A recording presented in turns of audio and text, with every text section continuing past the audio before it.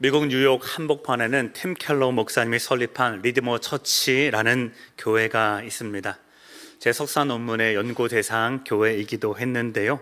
제가 연구를 하면서 제 마음을 붙잡는 교회의 캐치프라이즈가 하나 있었습니다. 삶은 모든 영역에 복음을 적용하다라는 이 문구입니다. 삶의 모든 영역에 복음을 적용하다. 문구만 봐도 교회 사역의 방향성을 우리가 생각해 볼 수 있지 않을까 싶습니다. 이 교회는 복음이 단순히 개인적인 구원으로만 머무는 것이 아니라 개인을 넘어서 문화와 정치, 사회 전반적으로 거룩한 이 복음을 영향력을 미쳐가는 교회가 되자라는 이런 선전의 문구이죠. 교회의 방향성을 처음부터 설립할 때부터 그렇게 잡아 시작했던 겁니다. 실제로 이 리드머 처치는 팀 켈러 목사님의 탁월한 리더십뿐만 아니라 대사회적 교회 영향성을 통해서 점점 확장되어 가고 세계 문화의 중심지, 또 세계 세속 문화의 중심지인 이 뉴욕 맨하튼 한복판에서 선한 영향력, 즉 예수님의 거룩하심을 온전히 드러내어 그 사역을 널리 확장해 가고 있습니다. 리드머 처치는 수천 명이 모이는 예배 외에도 이 주중에는 일터 소명그룹, 또 도시를 위한 기도 모임, 윤리적 비즈니스 포럼 등의 사역을 운영하는데 이 각각의 사역마다 한 가지 질문을 매주 이들에게 권면으로 하게 되는데요. 이런 질문입니다. 우리는 세상 한복판에서 어떻게 하나님의 거룩을 드러낼 것인가? 다시요. 우리는 세상 한복판에서 어떻게 하나님의 거룩을 드러낼 것인가?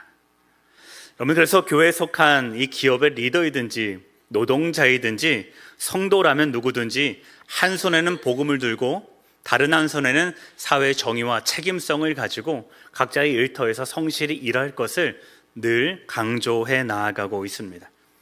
교회가 매주 이런 운동을 하다 보니까 이 교회로 인하여 어떤 영향력이 미쳐지냐면 사람들이 팀 켈러 목사님과 교회에 이제 질문을 하기 시작하더라는 겁니다. 도대체 너희는 왜 그렇게 살아가느냐? 다른 교회는 그렇게 안 살아가는데 왜 너희 교회는 유별나게 그렇게 책임성을 강조하며 거룩을 말하고 있느냐라고 오히려 교회에 묻더라는 겁니다. 그리고 나서 또 하나님을 궁금해 하더라는 거죠.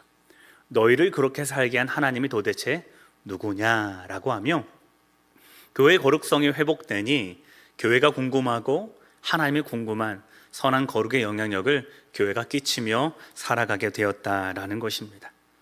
사랑하는 성도님들, 교회의 거룩은 세상을 감동하게 하고 감격하게 합니다.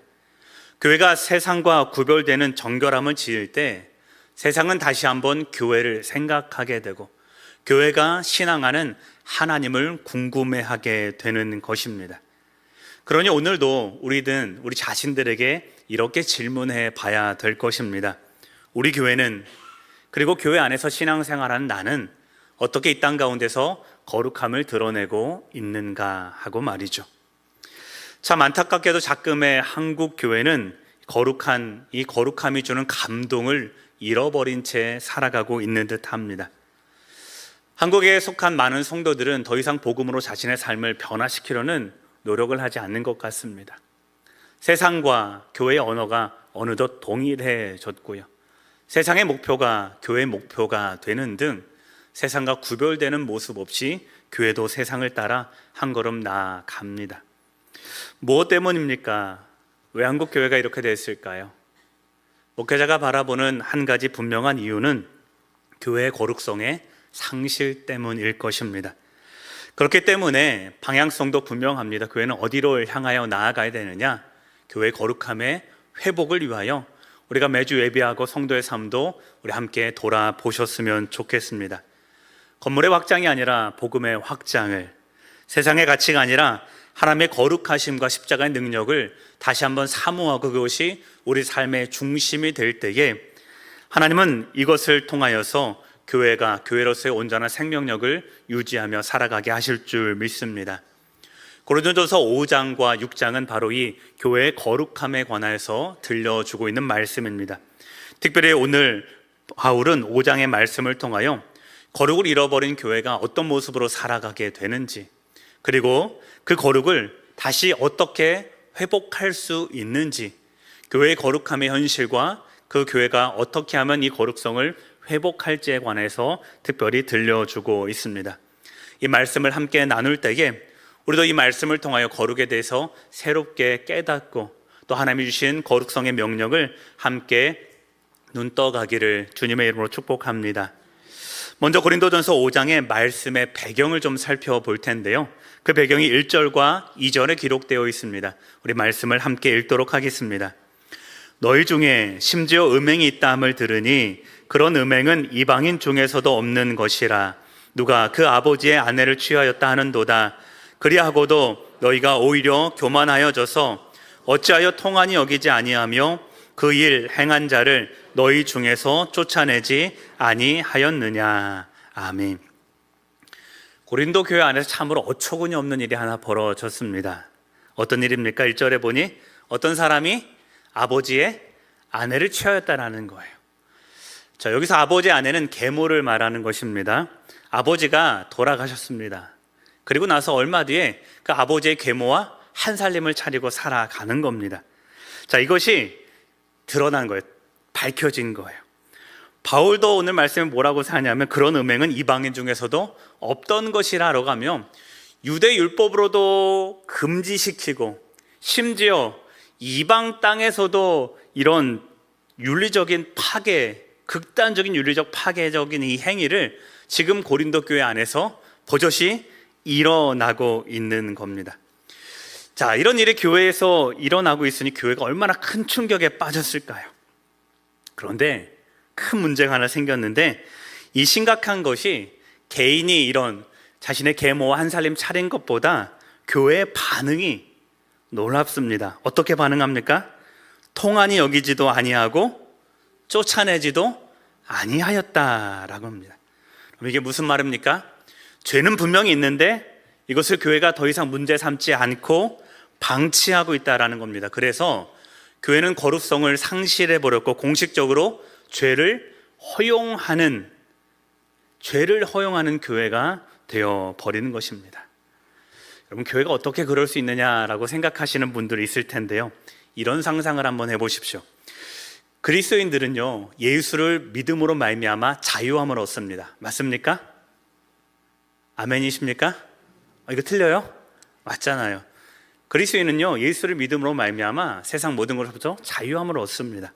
자, 그런데 이 예수에게 속하였다라는 말이 무엇을 뜻하는지 제대로 인식하지도 못한 채 그냥 막연히 세상 모든 것으로부터 자유롭다고 여기는 사람이 교회 안에 나타난 거예요. 그런데 그 사람이 의외로 교회 안에서도 영향력이 있었던 겁니다. 근데 그 사람이 어떤 행동을 하는 거예요? 계모와 동거를 하면서 살아가는 거죠. 그러면서 당당히 이렇게 말한 겁니다. 나는 예수 때문에 자유하니 나는 모든 것에서 구속받지 않아. 나의 행동은 정당해 라고 말하는 겁니다. 그러나 아마도 이렇게 말했을 것입니다. 제가 한번 상상해 봤는데요. 나는 그리스도 안에서 자유를 얻었어. 나는 더 이상 율법 아래에 있지 않아. 내가 누구와 어떤 관계를 맺든 하나님은 나를 사랑하시고 용납하실 거야. 나는 예수님을 믿기 때문에 자유해. 여러분, 이럴 수 있을까요? 없을까요? 있다는 거예요. 있어요.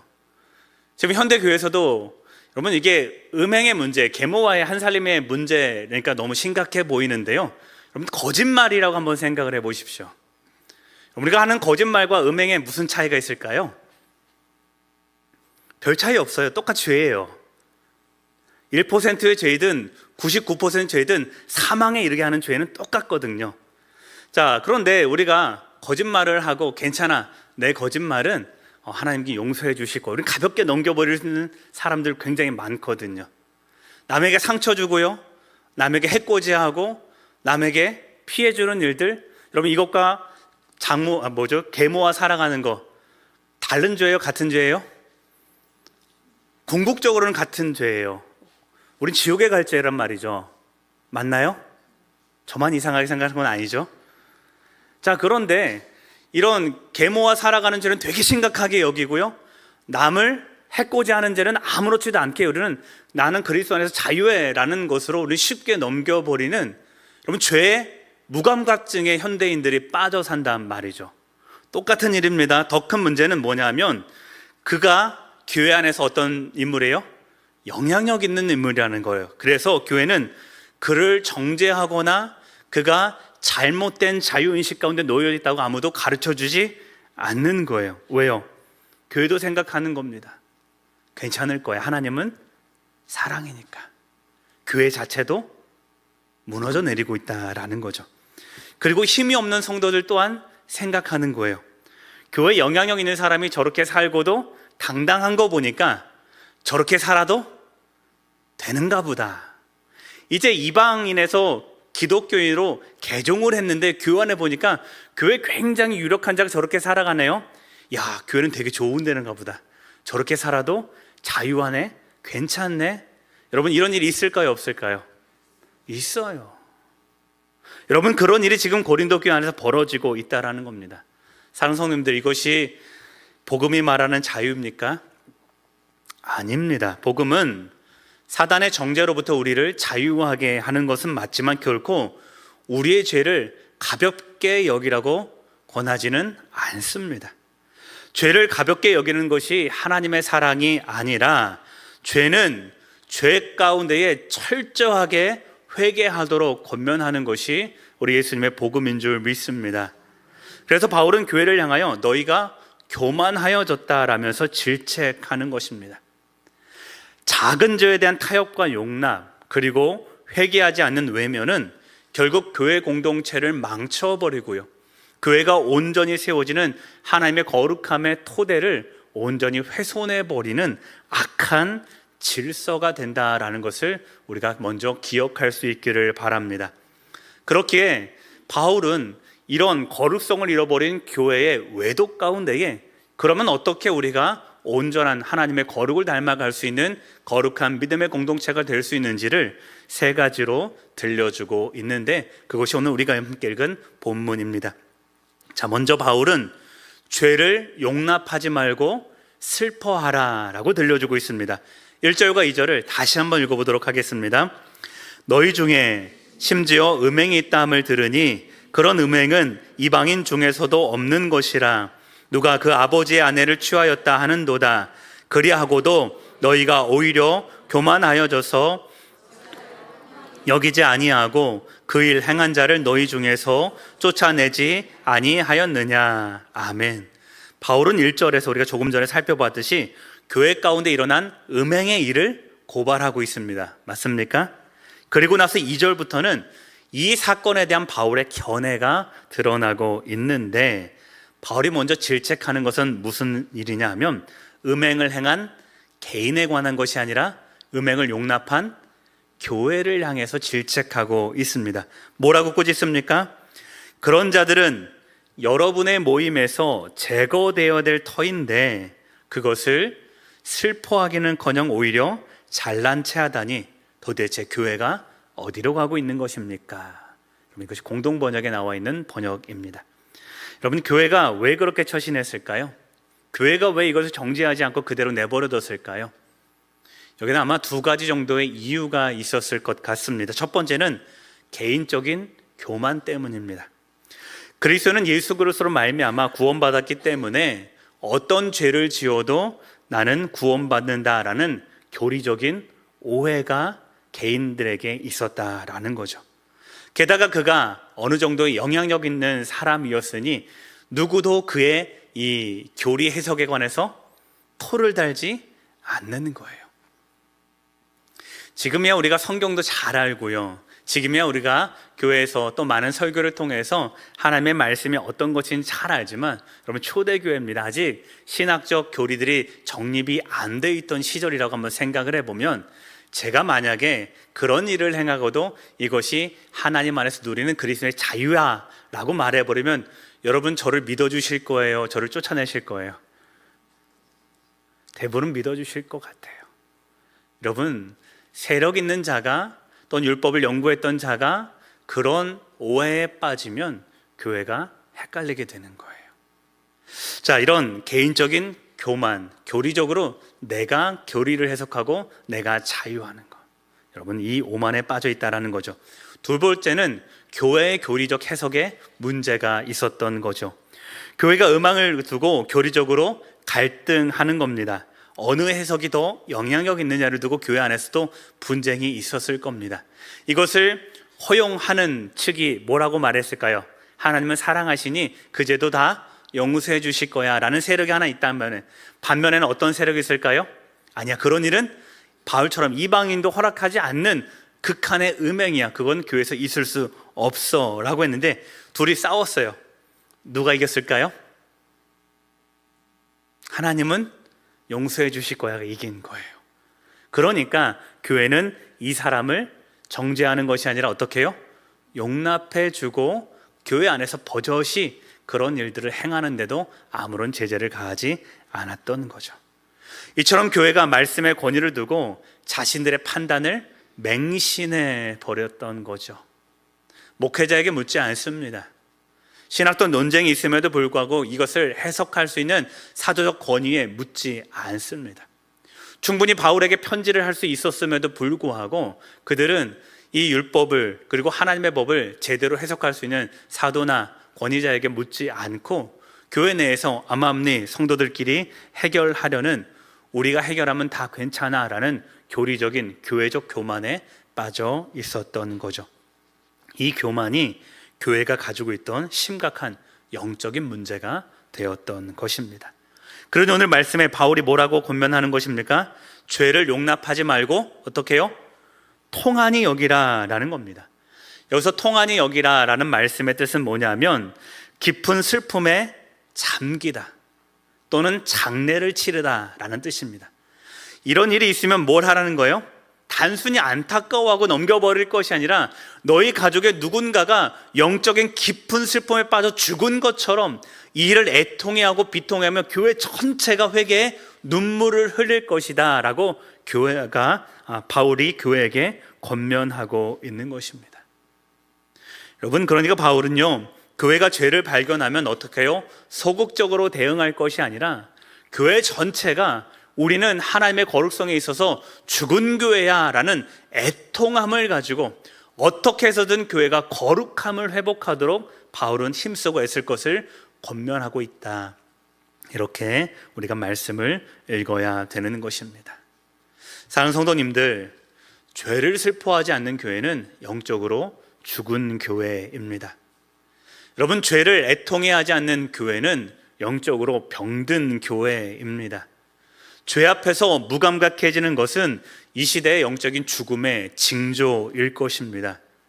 오늘 우리 교회는 어떻습니까? 제가 볼 때 이 시대의 교회가 잃어버린 것 중에 가장 큰 것 하나는 죄를 통한히 여기는 마음이다 생각이 듭니다.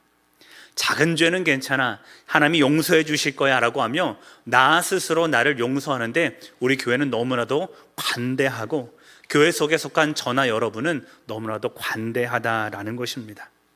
하나님의 사랑과 교리에 대한 무지 속에 어느덧 우리도 거룩성을 잃어버리고 훼손하고 있는 것은 아닌지 돌아볼 수 있기를 바랍니다. 바울은 분명히 말합니다. 죄를 용납하지 말라. 죄를 보고 애통해 할 것이다. 이것이 공동체의 거룩성을 회복하는 시작이다.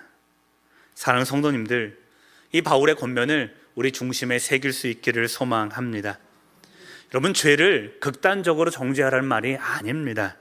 죄로 인해서 애통할 줄 아는 교회가 되어야 된다는 것입니다. 한 사람의 작은 죄를 온 교회가 끌어안고 슬퍼할 수 있어야 되는 거예요. 한 사람이 다른 사람에게 상처를 주었다면 여러분, 그로 인해서 한 성도가 실족해서 천국에서 나가 떨어졌다면 여러분, 교회 전체가 우리 모두가 그 한 사람을 천국에서 밀어버렸구나라는 애통함을 가지고 우리가 얼마나 천국에서 멀어지는 삶을 살아가고 있는지 함께 울 수 있어야 된다는 교회의 거룩성을 거기서부터 회복하자라는 바울의 권면이다라는 것이죠.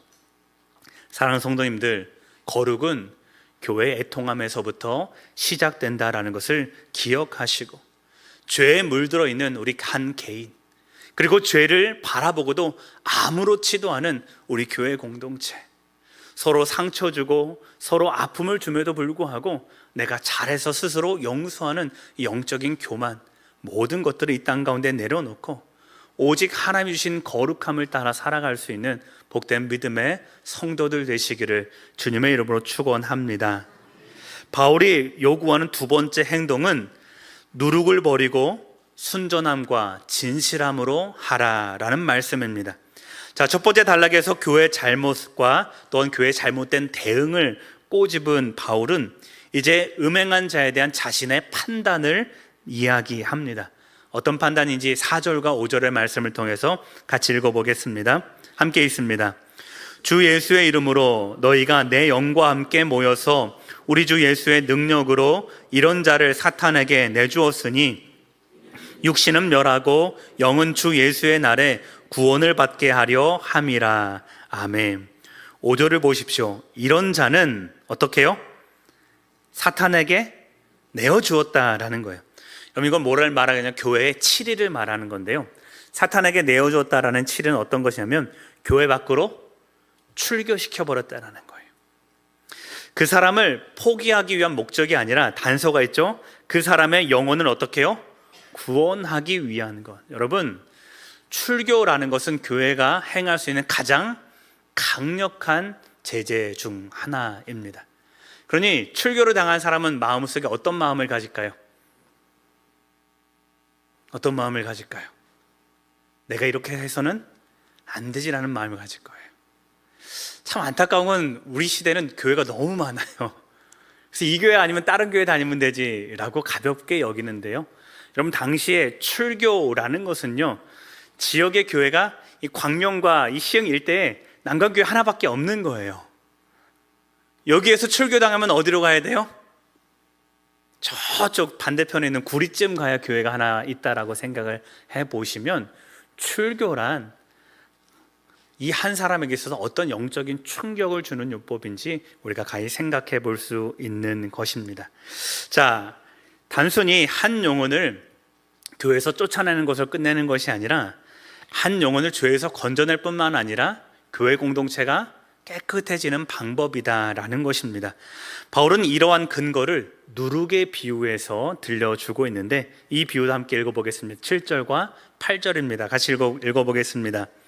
너희는 누룩 없는 자인데 새 덩어리가 되기 위하여 묵은 누룩을 내버리라. 우리의 유월절 양 곧 그리스도께서 희생되셨느니라. 이러므로 우리가 명절을 지키되 묵은 누룩으로도 말고 악하고 악의에 찬 누룩으로도 말고 누룩이 없는 오직 순전함과 진실함의 떡으로 하자. 아멘. 유월절과 무교절을 배경으로 했죠. 유월절과 무교절은 어떤 의미가 있느냐면 새로운 출발을 의미하는 절기입니다. 이전에 애굽에서 갇혀 살던 이스라엘 백성들이 광야에서 광야로 나아가 하나님을 예배하는 백성으로 이제 우리는 새 출발할 거야 라는 이 결단을 하게 되는 이 절기가 유월절, 무교절입니다. 자, 특별히 이 무교절 이미지를 가지고 와서 교회가 어떻게 출발해야 될지를 바울은 비유로 들려주는 겁니다. 이 새로운 출발을 위해서 뭘 해야 되느냐? 먼저는 묵은 누룩을 어떻게 해요? 내버려야 되는 거죠. 여기서 묵은 누룩이란 뭘까요? 이 한 사람, 음행한 사람이 살던 삶의 토대라고 우리가 생각해 버리면 되는 것입니다. 어떤 삶이냐면 죄에 물들어 버린 삶, 죄를 범하고 나서도 죄와 타협하는 신앙, 그리고 그런 현장을 보고도 아무렇지도 않게 박수치는 우리 교회 무리들, 이 토대가 다 묵은 누룩이라는 겁니다. 이 죄와 관련되어 있는 우리의 모든 것들을 다 어떻게 해요? 내어 버리라는 겁니다. 그리고 나서는 어떻게 해요? 더 적극적으로는 순전함과 진실함의 떡으로 행하라 라고 말하고 있는 것입니다. 순전하다는 것은 어떤 의미냐면 타협하지 않는다는 거예요. 더 이상 죄와 타협하지 않는 오직 하나님께 향한 믿음의 그 단 하나만 가진 것이 순전함이고요. 진실함이라는 것은요, 거짓이 없는 행동, 우리 밖과 우리 내면이 동일하게 오직 하나님만을 위한 일편단심이 이 진실함이라는 겁니다. 그러니까 뭐로 하라는 거예요? 모든 거짓된 행동, 모든 거짓을 타협하는, 또 거짓을 허용하는 교회의 모든 잘못된 토대는 다 내려놓고 무엇으로요? 오직 하나님을 향한 마음의 선한 양심을 가지고 우리가 행해야 할 것이다 라고 바울이 권면하고 있는 것입니다. 사랑하는 성도님들, 이것은 한 개인을 향한 권면이자 교회가 돌아봐야 되는 본질을 향한 방향성의 제시라는 것을 우리가 기억하셨으면 좋겠습니다. 성도님들, 교회의 본질은 무엇이냐면 거룩입니다. 하나님이 우리를 부르셔서 교회가 되게 하신 이유는 악한 세상 가운데에 하나님의 거룩한 백성을 불러내어 거룩한 하나님의 백성답게 이 땅을 살아가게 하고자 우리를 교회로 부르셨는 줄 믿습니다. 오늘 우리가 그 부르심에 합당한 교회가 맞다면, 그리고 세상으로부터 구별된 하나님의 성도가 맞다면, 우리 또한 이 땅을 거룩함의 모습을 닮아 살아가야 되는 것 아니겠습니까? 거룩은 우리가 선택할 수 있는 것이 아니라 우리 삶의 본질이요, 우리가 하나님 백성된 정체성이라는 것을 온전히 기억하고 깨닫는 이 시간 되기를 소망합니다. 그러니 모든 죄에 관련된 누룩을 우리도 이 땅 가운데 내어버리고 오직 진실함과 순전함으로 하나님의 선한 열매를 맺어가기 위해 늘 삶의 자리에서 분투할 수 있는 우리 성도의 삶 되시기를 소망합니다. 자, 바울이 마지막 말하는 세 번째 행동은 따라해 보겠습니다. 책임 있는 영적 판단을 실천하라. 예, 책임 있는 영적 판단을 내렸다면 그것을 이제 뭘 하라는 거예요? 실천하라라는 것입니다. 우리 자세한 것은 다음 시간에 좀 다룰 텐데요, 오늘 좀 큰 테두리만 좀 다뤄보도록 하겠습니다. 11절 말씀 같이 한번 읽어보겠습니다. 이제 내가 너희에게 쓴 것은 만일 어떤 형제라 일컫는 자가 음행하거나 탐욕을 부리거나 우상 숭배를 하거나 모욕하거나 술 취하거나 속여 빼앗거든 사귀지도 말고 그런 자와는 함께 먹지도 말라 함이라. 아멘. 교회 내에 생긴 음행의 문제를 바울이 알았습니다. 그리고 거기에 대한 믿음의 본질에 대한 권면도 해냈습니다. 자, 그리고 교회가 행해야 될 거룩함의 행동도 권면했습니다. 어떻게요? 사단에게 내어주라라고 분명히 바울은 권면했죠. 자, 그러면 교회는 뭘 하면 되는 겁니까? 죄를 정죄하고요, 이 판단에 대한 실천 행하면 되는 것입니다. 여러분, 사실 이 부분이 현대교회에 있어서 가장 어려운 부분이기도 합니다. 여러분, 저는 한 번도 출교라는 것들을 제가 경험해 본 적이 없습니다. 여러분들은 우리 교회 적어도 한 두 교회 정도, 많아도 한 두 교회, 세 교회 다니셨을 텐데 저는 꽤 많은 교회를 다녔거든요. 그리고 꽤 많은 교회 동료 목사님들을 제가 두고 있는데 저는 출교라는 이 교회의 정치, 제재를 치리를 한 번도 경험해 본 적이 없어요. 딱 한 번 목사에게 주어지는 최고의 정지를 한번 본 적이 있는데, 설교 정지라는 걸 한번 딱 본 적은 있어요. 교회가요, 왜 우유부단해졌을까요? 왜 그랬을까요? 교회가 거룩성을 잃어버린 거예요. 다른 말 할 필요 없이 교회는 교회의 거룩함을 판단할 능력을 상실해버린 것이 아닌가라고 겸손하게 스스로 생각해 보는 것입니다. 그런 자와는 사귀지도 말라, 그런 자와 함께 밥을 먹지도 말라, 교회 밖으로 내쫓으라 라는 것입니다. 왜요? 그 사람 한 사람으로 인해서 교회의 거룩성이 훼손될 뿐 아니라 교회의 거룩성 훼손된 그 거룩함은 다시 복구하기 너무나도 힘들다는 사실을 바울은 목회적으로 이미 경험했기 때문에 그는 단호하게 교회 밖으로 내쫓으라 라는 말을 들려주고 있는 것입니다. 여러분, 이것을 인간적인 관계를 끊어버리라라는 말로 오해해서는 안 되는 것입니다. 그보다는 교회 공동체 안에서 죄에 대한 분명한 인식과 죄를 처벌할 수 있는 강력한 책임 있는 행동이 필요하다라는 것으로 우리가 이해하셨으면 좋겠습니다. 교회는 분명한 기준이 있어야 됩니다. 여러분, 교회는 신실한 이 책임 있는 행동의 실천이 있어야 합니다. 비록 비정해 보일지라도 생명을 지키는 일이 얼마나 엄중한 일임을 우리 스스로 깨닫고 그 일을 할 때 정말로 내 살을 째는 그런 비통함을 가지고 우린 죄에 관하여서 그렇게 분명히 행동할 수 있는 영적인 민감함과 분별함을 가질 수 있어야 하는 것이죠. 여러분, 이것을 한번 허용하니 한국교회가 어떻게 됐어요?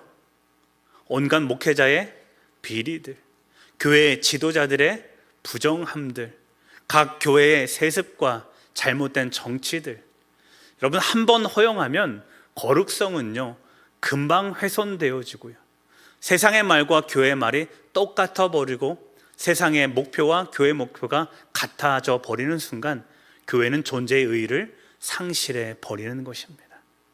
사랑하는 성도님들, 이 거룩성을 우리가 먼저 지켜갈 수 있기를 소망합니다. 여러분, 기도하셔야 되는 겁니다. 하나님, 나도 혹시 세상과 같이 세상에 물들어서 하나님의 거룩하심을 내가 잃어버리지는 않았는지요? 혹 내가 이 세상 가운데의 가치에 빠져버려서 교회의 거룩성을 나 스스로도 너무나도 쉽게 포기해버리고 있는 것은 아닌지요? 우리가 늘 이것을 돌아보아 하나님 앞에서 신실함으로, 하나님 앞에서 정직함으로 행하여 먼저 우리 교회에서부터, 그리고 여러분의 가정과 또한 우리 관계하는 모든 공동체 안에서 이 거룩을 온전히 이루어 나갈 수 있는 복된 성도의 삶 되시기를 소망합니다. 이제 말씀을 마치겠습니다. 여러분, 오늘 말씀을 한번 돌아보십시오. 교회는 죄 앞에서 슬퍼해야 됩니다. 비록 나의 죄가 아닐지라도 공동체 우리 안에서 어떤 죄가 발견된다면 여러분, 가족을 잃은 슬픔만큼 슬퍼하실 수 있기를 바랍니다. 그리고 삶의 방식은 거룩해야 되며 거룩을 위한 우리의 실천은 단호해야 된다라는 것을 엄중히 기억할 수 있기를 소망합니다. 사람을 차별하라는 이야기가 아니라 그만큼 죄에 있어서 우리는 단호해야 된다. 그리고 그것이 교회를 지키는 일이요, 그것이 하나님 나라를 이 땅 가운데 이루어내는 책임 있는 성도의 본분임을 우리가 온전히 깨닫기를 소망합니다. 여러분, 참으로 영적인 것은 세상에서 우리가 자유를 누리는 것이 아니라 참으로 거룩하신 예수님의 모습을 닮아가는 것, 그것이 참으로 영적이다라는 것을 깨닫고 오늘 거룩을 통하여 주신 이 하나님의 거룩의 영성에 합당한 성도의 삶 살아갈 수 있기를 주님의 이름으로 축원합니다. 오늘 말씀을 기억하며 함께 기도하겠습니다. 하나님, 아무리 작은 죄라도 애통하게 하시고 우리 교회를, 또한 이 한국 교회를 정결하게 하옵소서. 거짓과 음행, 또 많은 묵은 누룩을 버리게 하시고 순전함과 진실함의 떡으로 주 앞에 설 수 있도록 우리를 지켜 주시옵소서. 함께 이 제목으로 기도하겠습니다. 사랑하는 주 하나님 아버지, 우리가 아무리 작은 죄라도 주 앞에서 회개하게 하시고 애통하게 하시며 하나님, 그것이 교회를 정결하게 하는 일이요 주님의 나라를 지켜갈 수 있는 분명한 영적인 사실임을 우리가 기억할 수 있도록 인도하여 주시옵소서. 하나님, 우리가 서로 안에 상처를 주고 서로를 분노케 하며 또한 아버지 서로 안에서 하나님 애통함을 품게 만드는 아버지, 우리는 죄인입니다. 아버지, 우리는 음행하고 우리는 거짓을 말하고 우리는 교만하여 많은 죄악 가운데 살아가고 있는 아버지, 영적인 무지가 여전히 사라지고 있는 이 세대입니다. 하나님, 묵은 누룩을 버리게 하여 주시고 오직 하나님을 향한 순전함과 진실함의 행동으로 주를 바라볼 수 있도록 주님 인도하여 주시옵소서. 그리하여 세상 가운데 거룩한 믿음의 공동체로 서갈 수 있도록 인도하여 주시고 하나님, 온전한 주의 사랑과 온전한 주의 거룩이 우리 교회에 온전히 내려서 하나님의 온전하심을 바라보며 살아갈 수 있는 복된 믿음의 성도요 교회 될 수 있도록 주여 인도하여 주시고 우리를 통하여 역사하여 주시옵소서.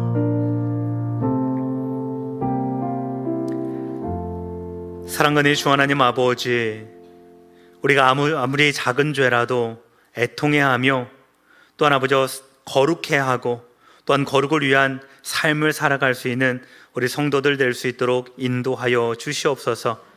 그리하여 묵은 누룩을 이 땅 가운데 내려버리게 하시고 순전함과 진실함의 떡으로 날마다 주 앞에 신실히 서갈 수 있는 거룩한 백성으로 우리를 가르쳐 주시고 세워 주시옵소서. 하나님, 이것이 우리의 생명을 지키는 일이요, 이것이 교회의 온전함을 지킬 수 있는 일임을 깨닫고 하나님 나라를 위하여 우리 마음과 우리의 온 삶이 주의 거룩을 닮아갈 수 있는 복된 믿음의 성도 되도록 인도하여 주시옵소서.